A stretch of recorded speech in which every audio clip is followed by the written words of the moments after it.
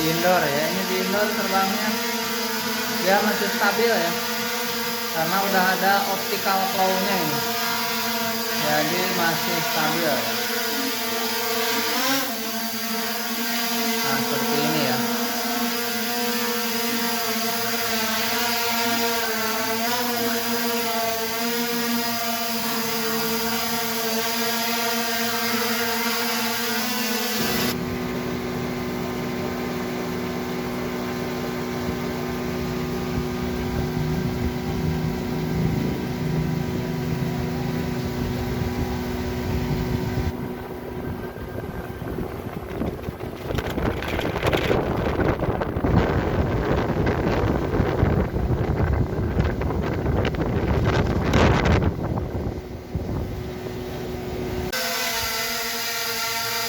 Nah ini kebetulan anginnya super kencang di sini kak ya.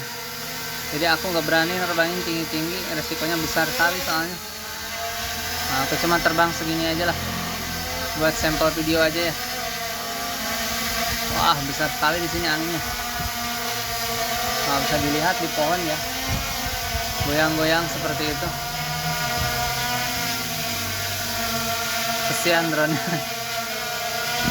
Tapi MJX cukup kuat kak, baling-balingnya gede. Tapi kalau angin segede gini ya khawatir juga, takutnya hilang drone-nya.